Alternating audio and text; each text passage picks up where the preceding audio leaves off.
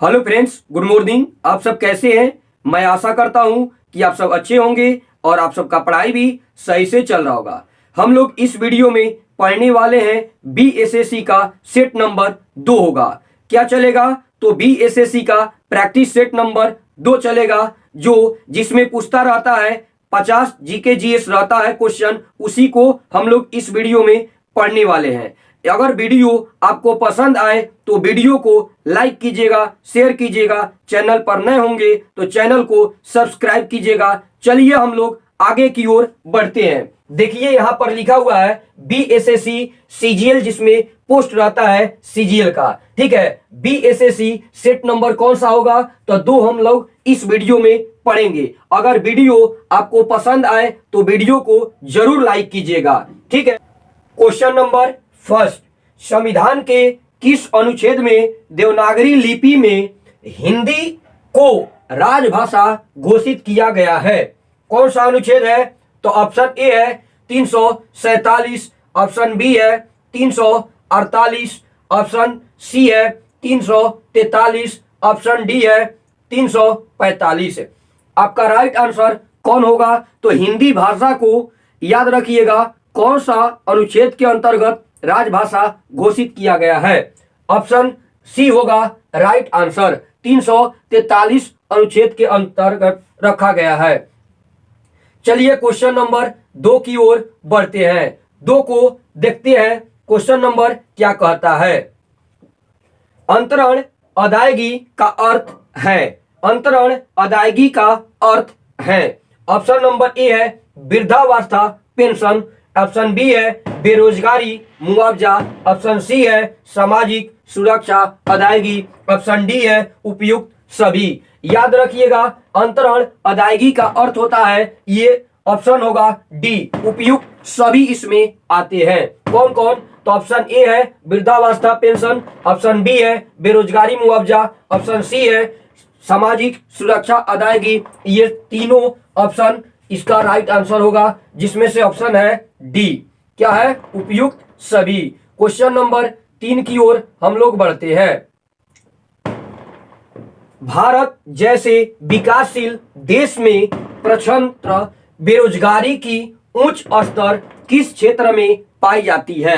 Question फिर से देखिए, भारत जैसे विकासशील देश में प्रचंड यानी बेरोजगारी की उच्च दर किस क्षेत्र में पाई जाती है? ऑप्शन ए है कंपनी क्षेत्र, ऑप्शन बी है घर बार क्षेत्र, ऑप्शन सी है सेवा क्षेत्र, ऑप्शन डी है कृषि क्षेत्र। आपका राइट आंसर होगा डी, जो कृषि क्षेत्र आपका राइट आंसर होगा। चलिए क्वेश्चन नंबर 4 की ओर हम लोग बढ़ते हैं। क्वेश्चन 4 क्या कहता है? देखिए, वह जोत जो किसानों को कम से कम एक जीविका तो उपलब्ध कराती है कहलाती है क्या? देखिए, ऑप्शन ए है अनुकूलतम जोत, ऑप्शन बी है सीमांत जोत, ऑप्शन सी है आर्थिक जोत। आपका राइट आंसर होगा ये सी होगा, आर्थिक जोत होगा। फिर से देखिए, वह जोत जो किसानों को कम से कम एक जीविका तो उपलब्ध कराती है कहलाती है। तो ऑप्शन सी होगा, जो राइट आंसर होगा आर्थिक जोत होगा। चलिए क्वेश्चन नंबर ये 4 की तरफ हम लोग बढ़ते हैं। 4 तो हो गया, 5 की ओर हम लोग बढ़ते हैं। क्वेश्चन देखिए 5 क्या कह रहा है? कौन सी क्रिया उत्पादन में शामिल नहीं है? कौन सी क्रिया उत्पादन में शामिल नहीं है? ऑप्शन ए है किसान द्वारा गेहूं का उत्पादन, ऑप्शन बी है किसी कंपनी द्वारा औषधियों का उत्पादन, ऑप्शन सी है किसी नर्स द्वारा अस्पताल में दी गई सेवाएं, ऑप्शन डी है किसी गृह स्वामिनी द्वारा अपने घर में की गई सेवाएं। क्या क्वेश्चन कह रहा है कि कौन सी क्रिया उत्पादन में शामिल नहीं है? आपका राइट आंसर होगा डी होगा, किसी गृह स्वामिनी द्वारा अपने घर में की गई सेवाएं। आपका राइट आंसर होगा डी। चलिए क्वेश्चन नंबर 6, निम्नलिखित में से किन को संवैधानिक स्थिति प्राप्त है? ऑप्शन ए है वित्त आयोग, ऑप्शन बी है राष्ट्रीय विकास परिषद, ऑप्शन सी है चुनाव आयोग, ऑप्शन डी है योजना आयोग। आपका राइट आंसर होगा ए में दिया है ए सी, बी में दिया है ए बी, सी में दिया है बी डी और डी में दिया है बी और सी। देखिए आपका राइट आंसर होगा ए एंड सी। वित्त आयोग भी होता है और चुनाव आयोग भी इसमें शामिल है। चलिए आगे की ओर हम लोग बढ़ते हैं। क्वेश्चन नंबर आपके पास 7 उपस्थित होता है। देखिए 7 क्या कहता है। 7 है भारत के राष्ट्रपति के चुनाव में जीतने वाले, भारत के राष्ट्रपति के चुनाव में जीतने वाले प्रत्याशी को प्राप्त करने चाहिए। क्या करना चाहिए भाई? तो देखिए पहला है डाले गए मतों का अधिकांश, ऑप्शन बी है डाले गए मतों का 66%। कितना प्रतिशत? तो 66%। ऑप्शन सी है डाले गए मतों का 50%। अगला है डी 50% से अधिक और डाले गए कुल मतों का बहुमत होना चाहिए। याद रखिएगा आपका राइट आंसर होगा जो डी होगा, 50% से अधिक और डाले गए कुल मतों का बहुमत होना चाहिए। याद रखिएगा आपका राइट आंसर होगा डी। चलिए क्वेश्चन नंबर आगे की ओर बढ़ते हैं। क्वेश्चन आपके पास आता है 8। कौन? तो 8 भारत के उच्चतम न्यायालय की स्थापना की गई थी। भारत के उच्चतम न्यायालय की स्थापना की गई थी। ऑप्शन ए है संविधान द्वारा, ऑप्शन बी है संसद के कानून द्वारा, ऑप्शन सी है राष्ट्रपति के आदेश द्वारा, ऑप्शन आपके पास है डी 1947 के अधिनियम द्वारा। आपका राइट आंसर है ए। कौन है? तो संविधान द्वारा, क्योंकि बोल रहा है क्वेश्चन भारत के उच्चतम न्यायालय की स्थापना की गई थी। कब भाई? तो याद रखिएगा यही आपका राइट आंसर होगा, संविधान द्वारा की गई थी। याद रखिएगा। चलिए क्वेश्चन नंबर आगे की ओर हम लोग बढ़ते हैं। क्वेश्चन आपके सामने आता है 9। देखिए क्वेश्चन नंबर 9 क्या बोला? राष्ट्रगीत के रचयिता कौन है? राष्ट्रगीत के रचयिता कौन है? ऑप्शन ए है डी.एन. टैगोर,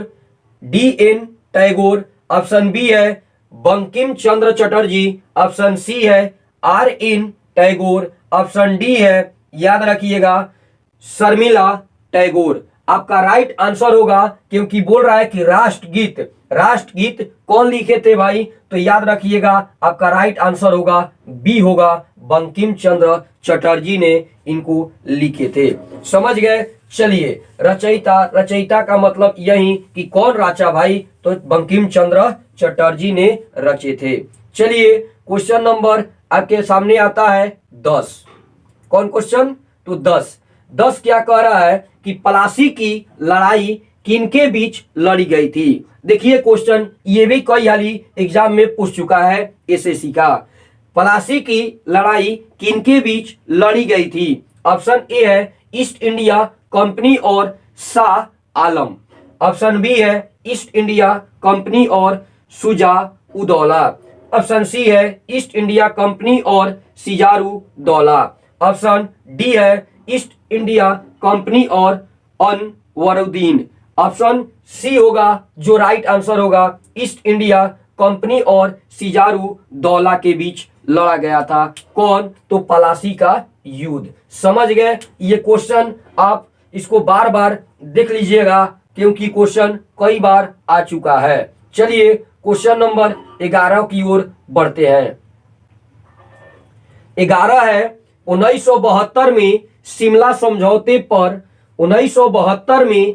समझौते पर हस्ताक्षर करने वाले पाकिस्तान के प्रधानमंत्री का नाम क्या है? ये भी क्वेश्चन कई बार आपके आ चुका है एसएससी में। याद रखिएगा क्वेश्चन बहुत मेन सेलेक्ट किया गया है इसमें। इसके वजह से अगर वीडियो आपको पसंद आया तो वीडियो को जरूर लाइक कीजिएगा। अगर चैनल पर नए होंगे तो चैनल को सब्सक्राइब कीजिएगा। देखिए क्वेश्चन क्या बोला है कि 1972 में शिमला समझौते पर हस्ताक्षर करने वाले पाकिस्तान के प्रधानमंत्री का नाम क्या है? ऑप्शन ए है अयूब खां, ऑप्शन बी है याह्या खान, ऑप्शन सी है Z A Bhutto, option D है आपके सामने है बेनजीर भुट्टो। आपका राइट आंसर होगा सी जेड ए भुट्टो, जो प्रधानमंत्री थे। कहां के? तो पाकिस्तान के। चलिए क्वेश्चन नंबर आगे की ओर बढ़ते हैं। क्वेश्चन नंबर 12 को देख लेते हैं। 12 क्या कह रहा है? देखिए, असहयोग आंदोलन शुरू हुआ था। याद रखिएगा, ये भी क्वेश्चन कई बार एग्जाम में पूछ चुका है। असहयोग आंदोलन शुरुआत कब हुआ था? असहयोग आंदोलन का तो याद रखिएगा, ऑप्शन ए है 1870 ईस्वी में, और बी है 1920 ईस्वी में, ऑप्शन सी है 1921 ईस्वी में, और ऑप्शन डी है 1942 ईस्वी में। आपका राइट आंसर होगा बी होगा 1920 ईस्वी में असहयोग आंदोलन लागू किया गया था। असहयोग आंदोलन किनके द्वारा लागू किया गया था भाई? तो याद रखिएगा, किनके द्वारा लागू किया गया था? तो महात्मा गांधी ने इनको लागू किए थे। कौन? तो असहयोग आंदोलन। असहयोग का मतलब अंग्रेज को सहयोग नहीं करना था, क्योंकि अंग्रेज हम लोग को सताता था और काम भी करवाता था, लेकिन उतना मजूरी भी हम लोग को नहीं मिलती थी। इसकी वजह से महात्मा गांधी यही लेकर चले आंदोलन।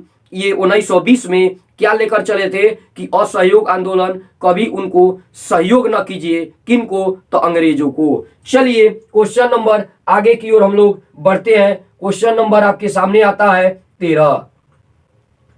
देखिए क्वेश्चन क्या बोला कि 13 है, याद रखिएगा यहां पर 13। ठीक है, जब 1856 में डलहौजी ने अवध पर कब्जा किया तब नवाब कौन था? यह भी क्वेश्चन एग्जाम में आ चुका है।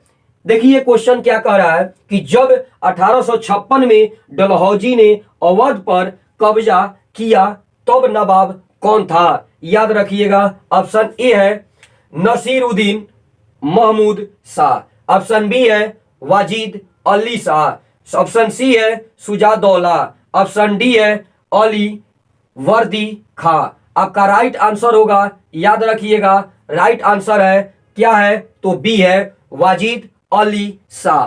कौन है? तो वाजिद है अली शाह। आपका राइट आंसर होगा, याद रखिएगा, बी होगा। चलिए क्वेश्चन नंबर आगे की ओर हम लोग बढ़ते हैं। क्वेश्चन देखिए 13 क्या कह रही, 14 है। 13 तो हम लोग देख लिए, 14 को देखते हैं। देखिए 14 क्या कह रहा है कि मेवाड़ के राणा प्रताप सिंह, क्या बोला? मेवाड़ के राणा प्रताप सिंह को मुगल सेना ने किस लड़ाई में पराजित किया था? ध्यान से सुनिएगा, मेवाड़ के राणा प्रताप सिंह को मुगल सेना ने किस लड़ाई में पराजित किया था? याद रखिएगा, ऑप्शन ए है मेवाड़, ऑप्शन बी है चित्तौड़, ऑप्शन सी है हल्दी घाटी, ऑप्शन डी है उदयपुर। आपका राइट आंसर होगा ऑप्शन सी होगा। क्या होगा? तो हल्दी घाटी। चलिए क्वेश्चन नंबर आगे की ओर हम लोग बढ़ते हैं। क्वेश्चन नंबर आपके सामने आता है, देखते हैं क्वेश्चन नंबर कौन सा है भाई? तो 15 आपके सामने आता है। 15 यहां पर देखिए, कौन क्वेश्चन? तो 15 जून के महीने में मानसून का फटना वर्षा लाता है। ऑप्शन ए है केरल और कर्नाटक से आता है कि किससे आता है भाई? तो ऑप्शन बी है केरल और तमिलनाडु के दक्षिणी तट में, ऑप्शन सी है केरल, तमिलनाडु और आंध्र प्रदेश के कुछ भागों में, ऑप्शन आपका डी है देखिए केरल, तमिलनाडु और कर्नाटक में। आपका राइट आंसर होगा बी, केरल और तमिलनाडु के दक्षिणी तट से क्या होता है? तो वर्षा क्या शुरुआत हम लोग का होता है। चलिए क्वेश्चन नंबर आपके सामने आता है ये 16 क्वेश्चन क्या बोला? देखिए 16 आपके सामने है। ये कह रहा है कि हिमालय में 3600 मीटर से ऊपर एक विशिष्ट प्राकृतिक वनस्पति है। याद रखिएगा, हिमालय में 3600 मीटर से ऊपर एक विशिष्ट प्राकृतिक वनस्पति है। ऑप्शन ए है अल्पाइन घास स्थल, ऑप्शन बी है अल्पाइन वन, ऑप्शन सी है वन, ऑप्शन डी है उषोषण चीड़ वन। आपका राइट आंसर होगा ए होगा अल्पाइन घास स्थल है। क्या है? अल्पाइन घास स्थल है। चलिए आगे की ओर हम लोग बढ़ते हैं। क्वेश्चन नंबर आपके पास सामने आता है, कौन सा है भाई? तो 17। कौन सा क्वेश्चन? तो 17 आपके सामने आता है। मोतीलाल नेहरू, कौन भाई? तो मोतीलाल नेहरू और चित्तरंजन दास निम्न में से किसके संस्थापक सदस्य हैं? किनके? तो याद रखिएगा, ऑप्शन ए है स्वराज पार्टी का, ऑप्शन बी है फॉरवर्ड ब्लॉक का, ऑप्शन सी है कांग्रेस पार्टी का, ऑप्शन डी है इनमें से कोई नहीं। याद रखिएगा, जो ये ऑप्शन ए होगा स्वराज पार्टी का जो सदस्य थे। कौन कौन? तो आपके पास सामने था कौन? तो याद रखिएगा ऑप्शन मोतीलाल नेहरू और चित्तरंजन दास, जो किनका सदस्य थे? तो याद रखिएगा किनका? तो ऑप्शन ए है स्वराज पार्टी का वो सदस्य थे। चलिए क्वेश्चन नंबर 18 की ओर हम लोग बढ़ते हैं। क्वेश्चन नंबर 18 आपके सामने आ गया। देखिए 18 क्या कह रहा है? बिहार राज्य विभाजन कर झारखंड राज्य कब बनाया गया था? याद रखिएगा, ये भी क्वेश्चन कई बार बिहार एसएससी में क्वेश्चन पूछ चुका है। देखिए बिहार राज्य विभाजन कर झारखंड राज्य कब बनाया गया था? याद रखिएगा कब बनाया गया था? ऑप्शन ए है नवंबर 1999 में, ऑप्शन बी है नवंबर 2000 में, ऑप्शन सी है नवंबर 2001 में, ऑप्शन डी है नवंबर 2002 में। आपका राइट आंसर होगा, याद रखिएगा 2000 में बनाया गया था। कब? तो नवंबर में। देखिए क्वेश्चन नंबर 19, राष्ट्रीय खाद्य सुरक्षा मिशन का लक्ष्य निम्न में से किन उत्पादन को बढ़ाना है? ऑप्शन ए है चावल, ऑप्शन बी है गेहूं, ऑप्शन सी है फल, ऑप्शन डी है दलहन, ऑप्शन ई है मोटे अनाज। आपके पास ऑप्शन है ए बी सी और डी। ये चारों है कि ए बी ई है कि ऑप्शन सी है ए सी ई है कि ऑप्शन डी है? जो चार है ए बी डी और सी है। आपका राइट आंसर होगा, थोड़ा देख लेते हैं कौन है क्वेश्चन भाई। तो 19 है कि राष्ट्रीय खाद्य सुरक्षा मिशन का लक्ष्य निम्न में से किन उत्पादन को बढ़ाना है? तो देखिए किन को बढ़ाना है, लाइन से इसको व्यवस्थित कर देते हैं। तो देखिए पहले तो चावल को करेंगे, ऑप्शन ए होगा और बी भी होगा। ये कौन होगा? तो गेहूं भी होगा। ऑप्शन ए भी होगा और बी भी होगा, और देख लेते हैं और मोटे अनाज ई भी होगा। अब देख लेते हैं कि किसमें है। तो देखिए ये फल तो होगा ही नहीं, दलहन तो होगा ही नहीं। देखिए क्योंकि हाँ, ये आपका राइट आंसर होगा बी होगा। क्या होगा? तो बी में दिया है ए बी और ई है। यही क्या करता है? तो आपका बढ़ाता है। क्या बढ़ाएगा? तो फसल को बढ़ाता है। देखिए भाई क्वेश्चन नंबर 20, केंद्रीय सांख्यिकी संगठन CSO का मुख्य कार्य क्या है? ऑप्शन ए है पैसों की आपूर्ति का निर्धारण, ऑप्शन बी है मूल्य निर्धारण, ऑप्शन सी है राष्ट्रीय आय के अनुमानों का संग्रह, ऑप्शन डी है रोजगार के बारे में विस्तार से आंकड़ों का संग्रहण। आपका राइट आंसर होगा, जो आपका राइट आंसर है सी। कौन होगा? तो सी होगा, राष्ट्रीय आय के अनुमानों का संग्रह। ठीक है, चलिए क्वेश्चन नंबर आगे की ओर हम लोग बढ़ लेते हैं। क्वेश्चन नंबर 21 को देखते हैं कि 21 क्या कह रहा है। क्वेश्चन है 21 कि निम्नलिखित में से कौन सो मुख्य नदी घाटी परियोजना बिहार राज्य में स्थित है।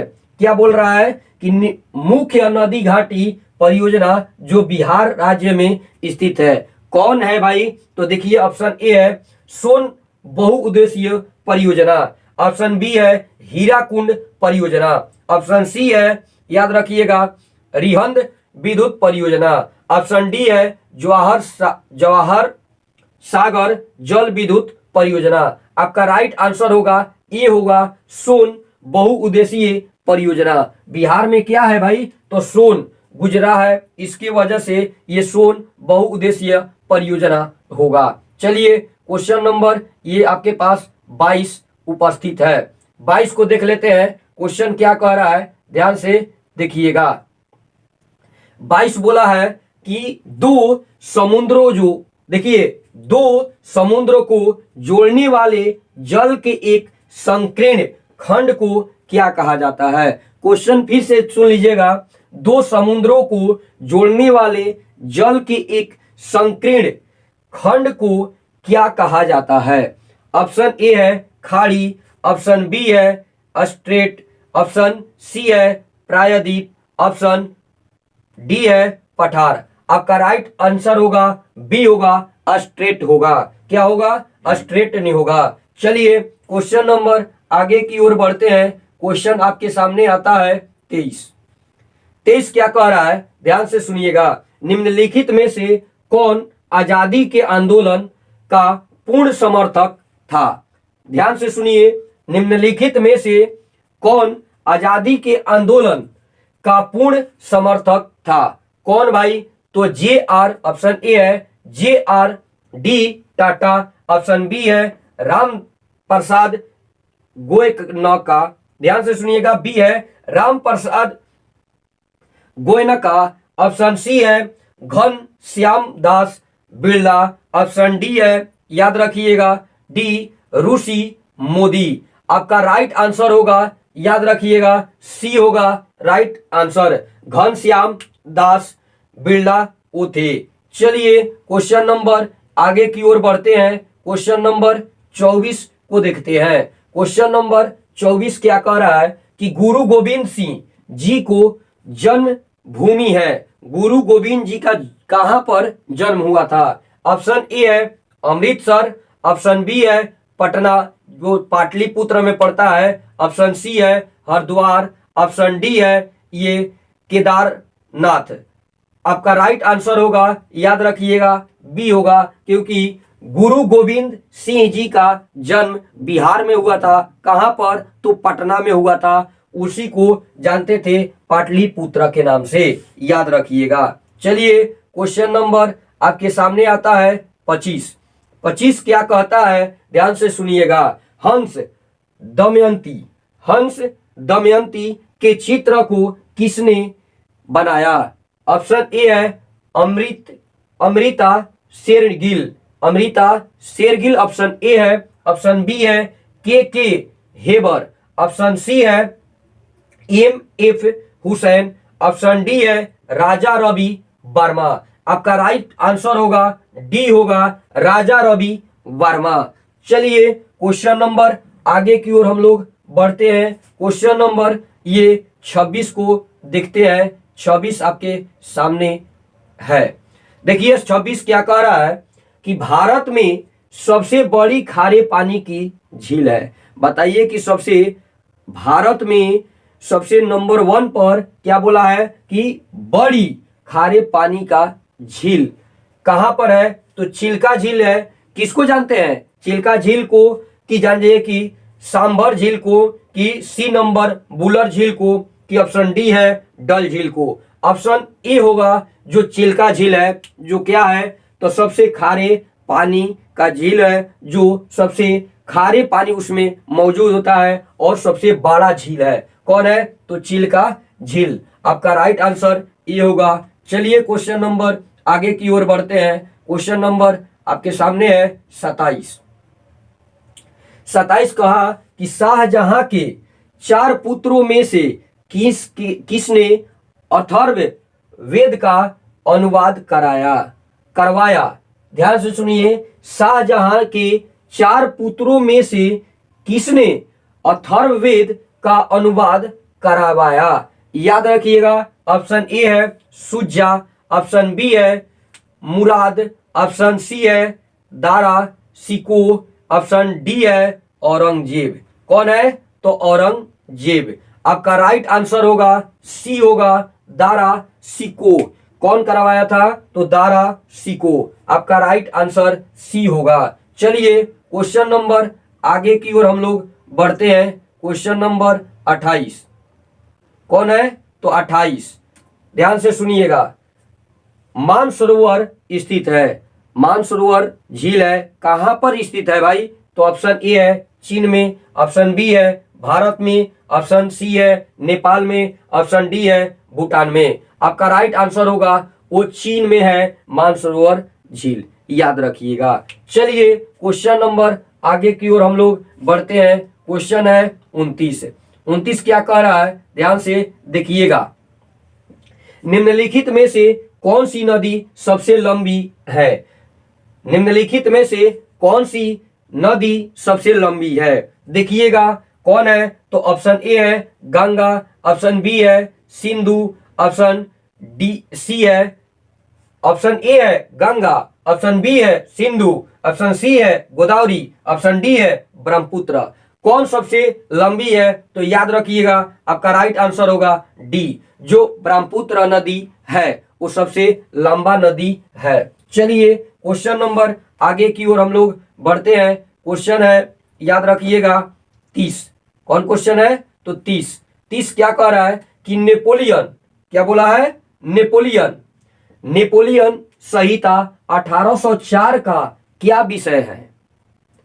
नेपोलियन संहिता 1804 का क्या विषय है? ऑप्शन ए है कानून में समानता, ऑप्शन बी है संपत्ति का अधिकार, ऑप्शन सी है याद रखिएगा जन्म से विशेषाधिकारों का सफाया करना, ऑप्शन डी है उपयुक्त सभी। आपका राइट आंसर होगा ए, जो है कानून में समानता। क्या होता है? नेपोलियन संहिता में 1804 से लागू किया गया था कानून में समानता। याद रखिएगा। चलिए क्वेश्चन नंबर 31 को देख लेते हैं। 31 क्या कह रहा है? याद रखिएगा। 31 बोला है कि बोध गया के स्मारकों में नहीं है। बोध गया जो गया में पड़ता है कि स्मारकों में नहीं है। बोध गया जगह का नाम है जो बिहार में पड़ता है। याद रखिएगा। इसीलिए ये भी क्वेश्चन कई बार नहीं आ चुका है, क्योंकि बिहार एसएससी के हम लोग तो तैयारी कर रहे हैं ना, तो बिहार लेवल का ही पूछता है। याद रखिएगा। तो देखिए क्वेश्चन क्या बोला है कि बोध गया के स्मारकों में नहीं है। क्या नहीं है? तो याद रखिएगा वज्रासन, ऑप्शन बी है वज्रासन, ऑप्शन बी है याद रखिएगा अनिमेषलोचन स्तूप, ऑप्शन सी है रत्नागर चैत्य एवं चक्र मरण, अगला है मण है, ऑप्शन डी है हरिश्चंद्र मंदिर। आपका राइट आंसर होगा जो डी है, ये नहीं है। कहां पर नहीं है? तो बोध गया में नहीं है। याद रखिएगा क्या नहीं है? तो हरिश्चंद्र का मंदिर नहीं है बोध गया। क्वेश्चन नंबर 32, निम्नलिखित में से कौन सा संघ शासित प्रदेश नहीं है? इसी को केंद्र शासित प्रदेश भी बोलते हैं। ऑप्शन ए है पुडुचेरी, ऑप्शन बी है चंडीगढ़, ऑप्शन सी है गोवा, ऑप्शन डी है लक्षद्वीप। आपका राइट आंसर होगा सी, जो गोवा है केंद्र शासित प्रदेश नहीं है। चलिए क्वेश्चन नंबर आगे की ओर हम लोग बढ़ते हैं। क्वेश्चन नंबर आपके सामने उपस्थित होता है 33। 33 क्या बोला है? देखिए 33, राष्ट्रीय नाट्य विद्यालय कहाँ स्थित है? याद रखिएगा क्या बोला? राष्ट्रीय नाट्य विद्यालय कहाँ स्थित है? ऑप्शन ए है मुंबई में, ऑप्शन बी है हैदराबाद में, ऑप्शन सी है पूना में, ऑप्शन डी है नई दिल्ली में। आपका राइट आंसर होगा डी होगा, जो नई दिल्ली में नाट्य विद्यालय स्थित है। याद रखिएगा। चलिए क्वेश्चन नंबर 34 को देखते हैं। क्वेश्चन नंबर 34 आपके सामने आता है। क्वेश्चन देखिए, वन आच्छादित क्षेत्र का सबसे बड़ी भूभाग वाला राज्य है? ध्यान से क्वेश्चन फिर से देखिएगा। वन आच्छादित क्षेत्र का सबसे बड़े भूभाग वाला राज्य है। ऑप्शन ए है हिमाचल प्रदेश, ऑप्शन बी है उत्तराखंड, ऑप्शन सी है सिक्किम, ऑप्शन डी है मिजोरम। आपका राइट आंसर होगा डी होगा, जो मिजोरम होगा। क्या होगा? तो मिजोरम होगा। चलिए क्वेश्चन नंबर आगे की ओर देख लेते हैं। क्वेश्चन नंबर आपके पास 35 है। कौन? तो 35 है। भारत में सर्वाधिक चाय का उत्पादन करने वाला राज्य है। चाय का कौन सा उत्पादन करता है राज्य सबसे अधिक?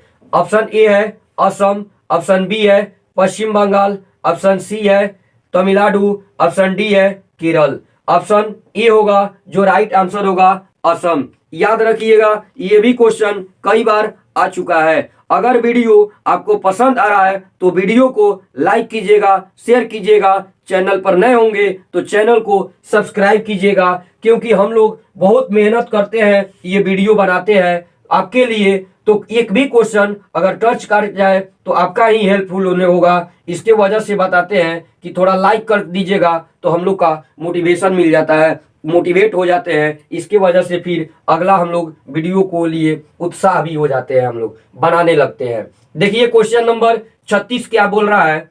36 क्वेश्चन है, इसमें से क्या बोला है? इसमें से कौन सा कथन है? याद रखिएगा, इसमें से कौन सा कथन गलत है?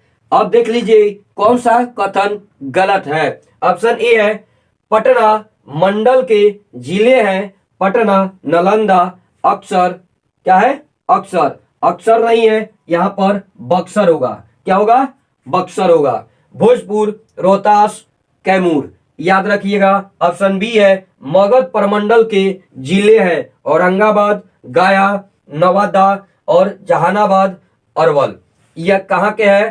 तो मगध का। ऑप्शन सी है मुंगेर मंडल के जिले हैं मुंगेर, लखीसराय, शेखपुरा और जमुई है और खगड़िया। ये कहाँ के है भाई? मुंगेर प्रमंडल के जिले हैं। ऑप्शन डी है दरभंगा प्रमंडल के जिले हैं दरभंगा, सहरसा, ये सुपौल। यही आपका राइट आंसर होगा। दरभंगा प्रमंडल के जिले हैं दरभंगा और सहरसा और सुपौल। आपका राइट आंसर होगा क्या होगा? तो डी होगा। चलिए क्वेश्चन नंबर आगे की ओर हम लोग बढ़ते हैं। क्वेश्चन नंबर 37 आपके सामने है।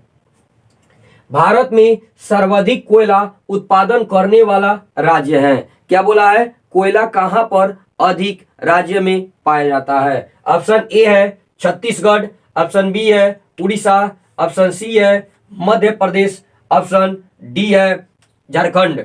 तो याद रखिएगा कोयला कहां पर अधिक पाया जाता है? तो आपका राइट आंसर होगा क्या होगा? तो डी होगा। झारखंड में सबसे अधिक कोयला उत्पादन होता है। चलिए क्वेश्चन नंबर देखते हैं 38। कौन है? तो 38 क्वेश्चन। 38 क्या बोला है? देखिए, निम्नलिखित में से किस युद्ध के बाद भारत में मुगल साम्राज्य की स्थापना हुई? ध्यान से सुनिएगा, क्वेश्चन बहुत सिलेक्टेड है, ये क्वेश्चन कई बार आ चुका है। निम्नलिखित में से किस युद्ध के बाद भारत में मुगल साम्राज्य की स्थापना हुई थी? पहला है तालीकोटा का युद्ध।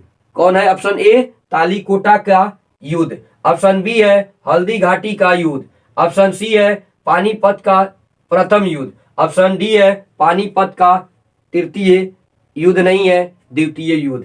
आपका राइट आंसर होगा, याद रखिएगा, सी होगा, पानीपत का प्रथम युद्ध होगा, याद रखिएगा। चलिए अगला क्वेश्चन की ओर हम लोग बढ़ लेते हैं। क्वेश्चन नंबर आपके सामने है 39।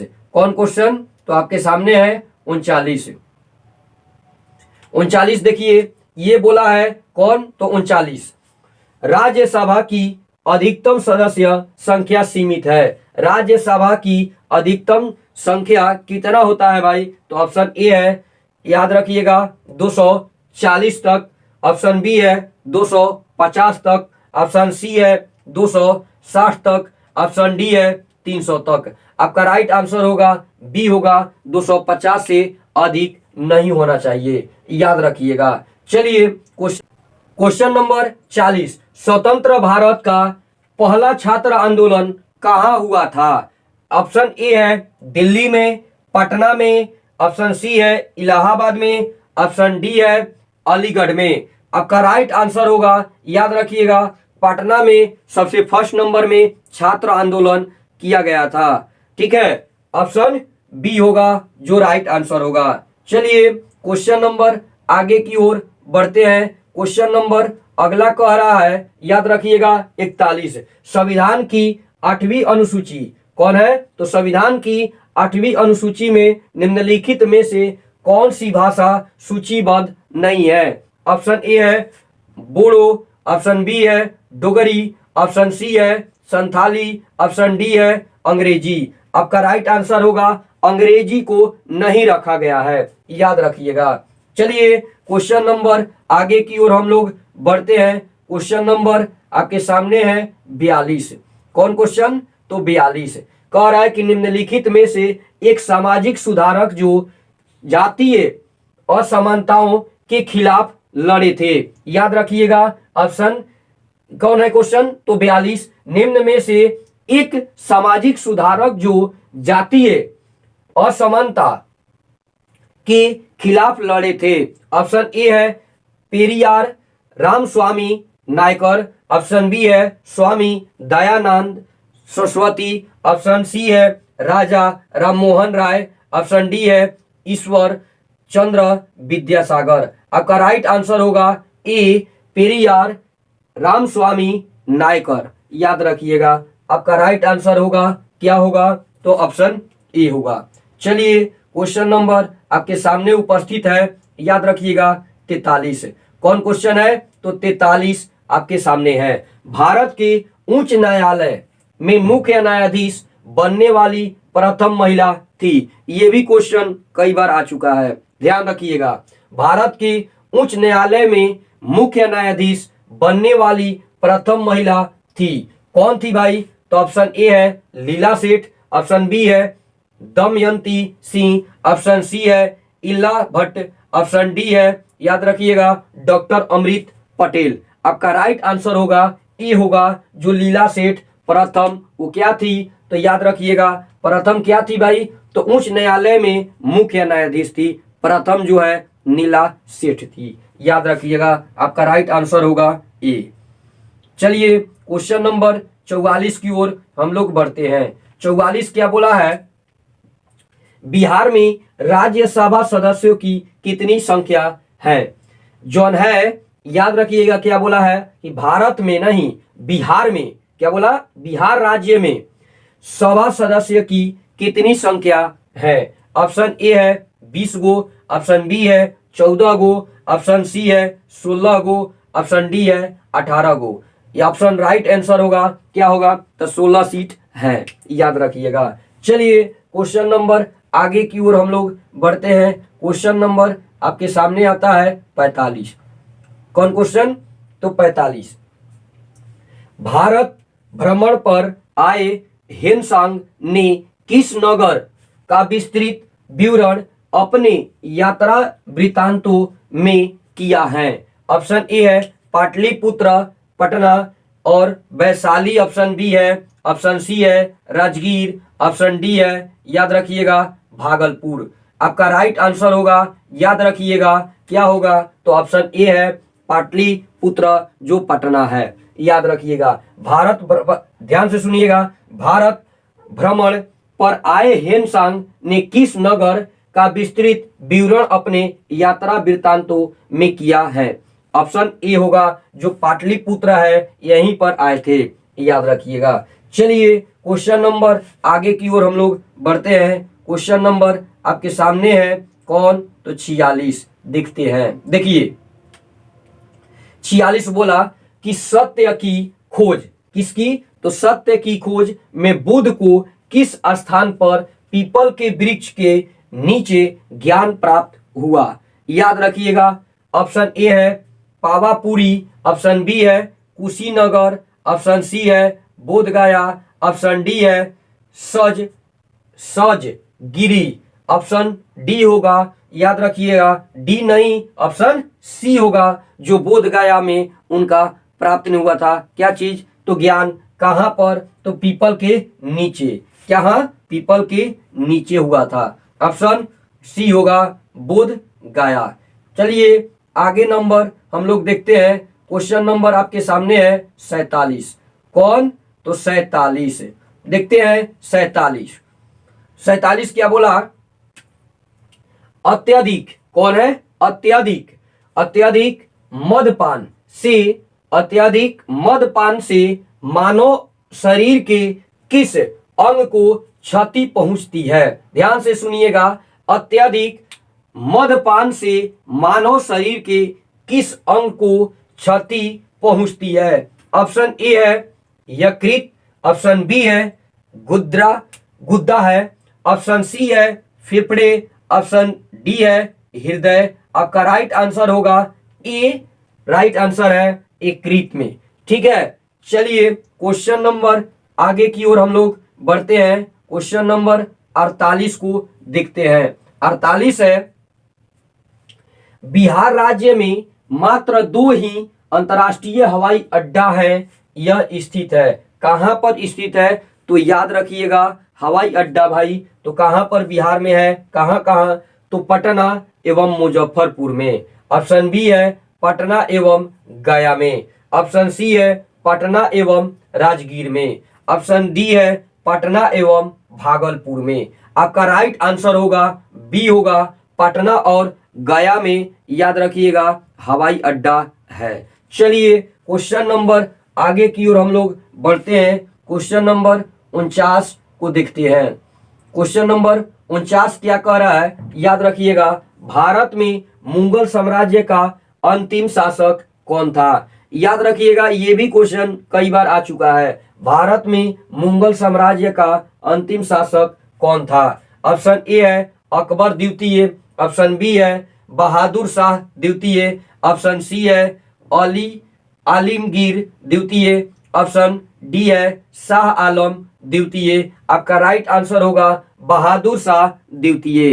कौन होगा? तो बहादुर शाह द्वितीय होगा। चलिए क्वेश्चन नंबर 50 जो हमारा आज का लास्ट क्वेश्चन है, शिवालिक की पहाड़ियां किस राज्य में स्थित है? ऑप्शन ए है हिमाचल प्रदेश, ऑप्शन बी है गुजरात, ऑप्शन सी है महाराष्ट्र, ऑप्शन डी है आंध्र प्रदेश। आपका राइट आंसर है शिवालिक पहाड़ियां कौन सा राज्य में है? तो हिमाचल प्रदेश में स्थित है। यह वीडियो आपको पसंद आया है तो वीडियो को लाइक कीजिए, शेयर कीजिए। चैनल पर नए होंगे तो चैनल को सब्सक्राइब कीजिएगा। तब तक के लिए जय हिंद दोस्तों।